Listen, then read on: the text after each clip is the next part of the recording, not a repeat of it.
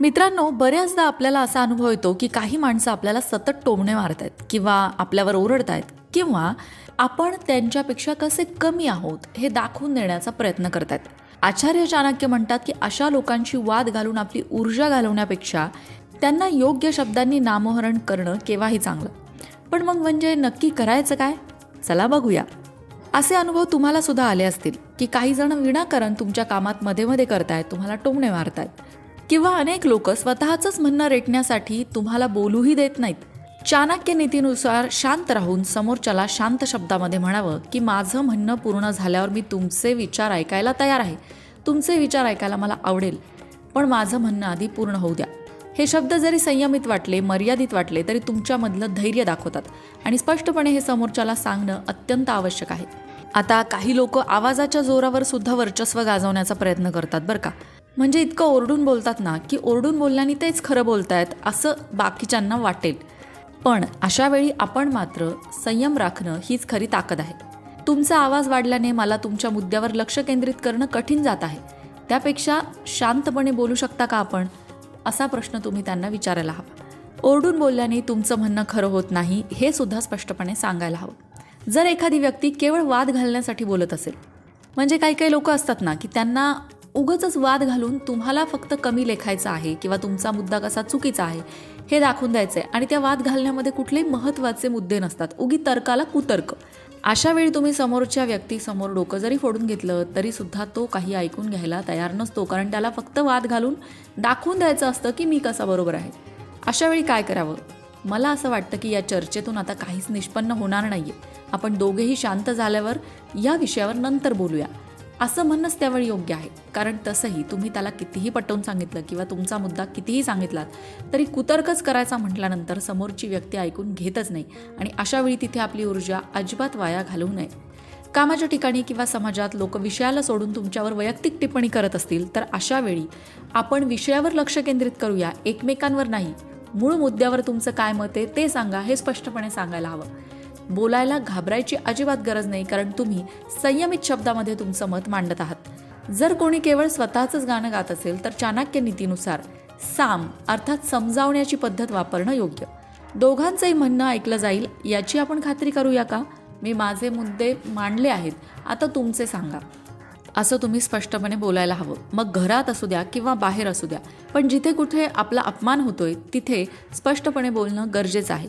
तुमची इमेज एक सुसंस्कृत आणि शक्तिशाली व्यक्ती म्हणून यामुळे तयार होणार आहे. समोरच्याला त्याच्या मर्यादेची जाणीव होईल. दरवेळी तुम्हाला ओरडून बोलण्याची किंवा समोरच्याशी वाद घालण्याची अजिबात गरज नाही. योग्य शब्दांची निवड करायची आहे आणि योग्य पद्धतीने समोरच्याच्या नजरेत नजर घालून तुम्हाला बोलायचं आहे. तुमचा संयम हीच तुमची सर्वात मोठी नीती असणार आहे. चाणक्य नीतीनुसार कमी बोलणं ही ताकद आहे. जो व्यक्ती आवश्यक तेवढंच बोलतो त्याचे शब्द मौल्यवान ठरतात. जास्त बोलल्यामुळे माणूस स्वतःची गुपितं उघड करतो किंवा चुकीचे शब्द बोलून बसतो.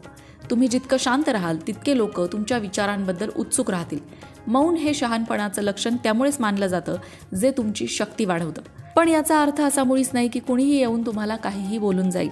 योग्य शब्दात, कमीत कमी शब्दात तुम्हाला तुमचं म्हणणं मांडता यायला हवं. अर्थात याच्यासाठी प्रॅक्टिस लागणार. एका दिवसात ऐकलं आणि किंवा ते स्किल तुमच्यात आलं असं होणार नाही. हे एक कौशल्य आहे बोलण्याचं, जे तुम्हाला सतत स्वतःच्या मनाला ट्रेन करून शिकावं लागणार आहे. चाणक्य तर असंही सांगतात की एखाद्या ठिकाणी वारंवार गेल्याने किंवा प्रत्येक व्यक्तीला तुम्ही सहज उपलब्ध झाल्याने तुमची किंमत कमी होते. ज्याप्रमाणे चंदनाची किंमत त्याच्या दुर्मिळतेमुळे आहे, तसंच तुमच्या उपस्थितीचे मूल्य टिकवून ठेवण्यासाठी तुम्ही कोणासोबत कुठे वेळ घालवत आहात हे सुद्धा महत्त्वाचं आहे. प्रत्येकासाठी उपलब्ध असणं तुम्हाला स्वस्त बनवतं, हे लक्षात घ्या. मित्रांनो, चाणक्य नीतीत सांगितलेल्या या काही गोष्टी आजच्या जगातही इतक्या परफेक्ट बसतात ना की ऐकून किंवा वाचून मन थक्क व्हायला होतं. कारण चाणक्य नीतीमध्ये आत्मविश्वासाला सगळ्यात मोठं शस्त्र मानलंय, जे आजही आहे. कॉन्फिडन्स असलेली व्यक्ती काहीही करू शकते असं आपण म्हणतो. तुमची चालण्याची ढब, बोलण्यातला आत्मविश्वास हे तुमची अर्धी लढाई जिंकून देतं. ताठ छाती, स्थिर नजर एका पराक्रमी आणि स्पष्ट विचारांच्या माणसाचं लक्षण आहे. जेव्हा तुमची देहबोली प्रभावी असते तेव्हा शत्रूही तुमचा आदर करण्यास भाग पडतो. तुमच्या शरीराची हालचाल तुमच्या मनातील ताकद दर्शवते. आणि आपल्यात एकदा आत्मविश्वास आला ना की समोरचा व्यक्ती आपला अपमान करण्याआधीच 10 वेळा विचार करतो. याच्या नादी लागायचं की नाही हाच 10 वेळा विचार करतो. चाणक्य नीतीमधील सगळ्यात प्रसिद्ध सूत्र म्हणजे आपलं नियोजित कार्य कधीही कोणालाही सांगू नका. ते पूर्ण झाल्यावरच जगाला दिसू द्या. तुमच्याबद्दल थोडी गूढता कायम ठेवा. जे लोक स्वतःचे सर्व पत्ते आधीच उघड करतात त्यांना हरवणं सोपं जातं. लोकांना तुमच्याबद्दल सर्व काही माहीत नसावं, तरच तुमचं आकर्षण, तुमच्या व्यक्तिमत्वाचं आकर्षण टिकून राहतं. मित्रांनो, जाता जाता एक प्रभावी आणि शेवटचा मुद्दा. ज्याला स्वतःची किंमत माहीत नाही त्याला जग काय किंमत देणार? जेव्हा तुम्ही इतरांकडून मान्यतेची अपेक्षा करणं सोडून देताना, तेव्हाच तुमचा खरा प्रभाव निर्माण होतो. स्वतःच्या नजरेत स्वतःला श्रेष्ठ बनवा आणि स्वतःच्या तत्वांवर जगा. जेव्हा तुम्ही स्वतःचा आदर करता तेव्हा संपूर्ण जग तुमच्या समोर नतमस्तक होतं. मंडळी, वास्तुशास्त्र, ज्योतिषशास्त्र, अंकशास्त्र यासारख्या विषयांवर तुमच्या मनात काही शंका असतील तर त्या कमेंट बॉक्समध्ये नक्की विचारा. तुमच्या प्रश्नांची उत्तरं घेऊन येण्याचा प्रयत्न आम्ही नक्कीच करू. त्याचबरोबर आणखीन कोणत्या विषयांवरचे व्हिडिओ तुम्हाला ऐकायला आवडतील ते सुद्धा कमेंट करून सांगा. म्हणजे तुम्हाला हव्या असणाऱ्या विषयांवर सुद्धा व्हिडिओ घेऊन आम्ही येऊ. ज्योतिषशास्त्र, अंकशास्त्र, वास्तुशास्त्र यांसारख्या विषयांवरचं योग्य मार्गदर्शन तुमच्यापर्यंत पोहोचवण्याचा आमचा हा प्रयत्न आहे. तेव्हा तुमच्या शंका कमेंट बॉक्समध्ये नक्की विचारा. अशाच प्रकारच्या माहितीपूर्ण व्हिडिओंसाठी लोकमत भक्ती चॅनलला सबस्क्राईब करा आणि बेल आयकॉनवर सुद्धा क्लिक करा. म्हणजे आमच्या नवनवीन व्हिडिओचं नोटिफिकेशन तुम्हाला मिळत राहील.